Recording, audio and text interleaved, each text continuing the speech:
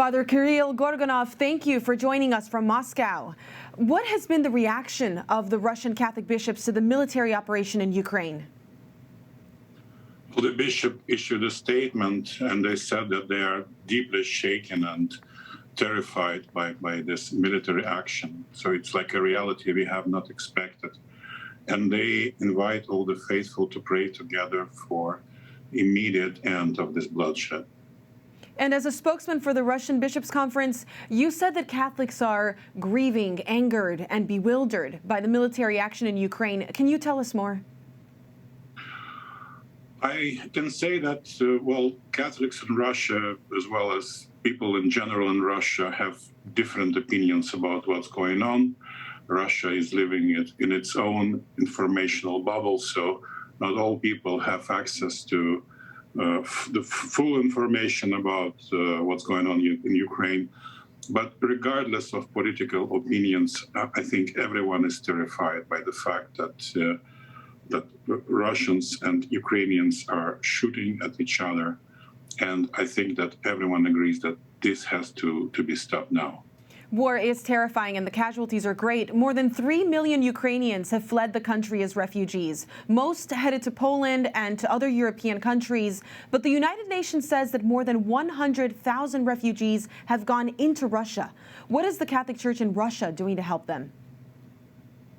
Well, the Catholic Church in Russia is a very tiny minority, so we have less than 1%, less even than 0.5% of the population.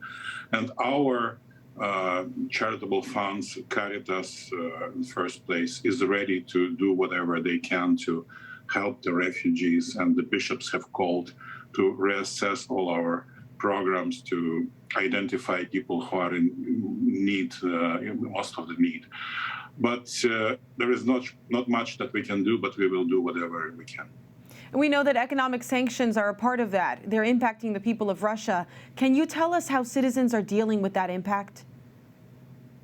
Well, right now it's not the impact itself, but the expectations that are frightening people, because still, at least in Moscow, you cannot see the difference very much. But of course, people, especially elderly people who remember very well difficult times of the 80s, beginning of the 90s, where there was no food in the supermarkets. So they are very much afraid that this can happen again. And so the mood is quite nervous, I would say, and sad. It's kind of the fear of the anticipation of what's to come.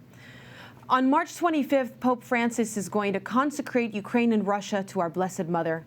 What hope does this bring to Catholics on both sides of this conflict, as you said, without taking political opinions? I believe that the most important thing that we can do as Catholics is to pray together, because when we start talking about our opinions, this can divide us even further. But when we start to pray, then God will bring us closer to each other. And our faithful here in Russia already for some time are even, I would say, demanding from the bishops to make this act of consecration of Russia and Ukraine to the Immaculate Heart of Mary. And it was such a joy and relief to hear that the Holy Father himself decided to do just that. And this is a source of great unity and great consolation for all of us. The Holy Father has asked everyone to participate, every bishop. He sent out a letter here for the U.S. bishops. Is that what you're expecting as well in Russia? Of course, yes, we will.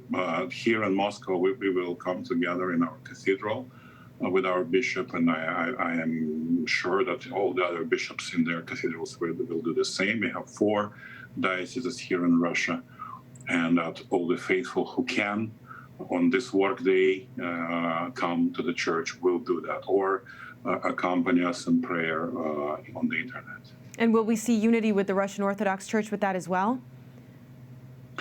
Well, the Russian Orthodox Church has always was suspicious towards the Fatima operations, and especially the part about the conversion of Russia in answer to the Catholic's prayer, and we can understand this. But I think that many people will understand that this initiative comes from the very best intention for Russia, not for to convert Russia into the Catholic Church, but to make a step together towards God and towards unity. Father Kirill, you mentioned the Russian bubble. Is there anything else you want to tell us about the Russian Catholic perspective on what's happening in Ukraine that you think is missing from the public discussions? Well, it's just important to understand that people in Russia have a very a picture in their heads of this conflict that was prepared for a long time. Many of them don't have access to social networks or to TV channels, and so many things that people in the West, in the United States, for example, think are obvious are simply not known to these people. And but they are still very good people. They are still trying to do their best to also to stop this conflict. And so what I would call for is for everyone just to examine their hearts and to pay attention as not to hate people beforehand, before knowing, because right now many people are demonizing Russians, thinking that we are possessed by the devil or something like this. This is not true, of course. And so I hope that that this informational bubble will certainly burst after some time, and then some more information eventually will be available for everyone. Not only for the people in Russia about what's going on in the world and in Ukraine, but also the other way around.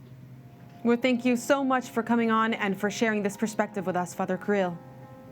Thank you very much.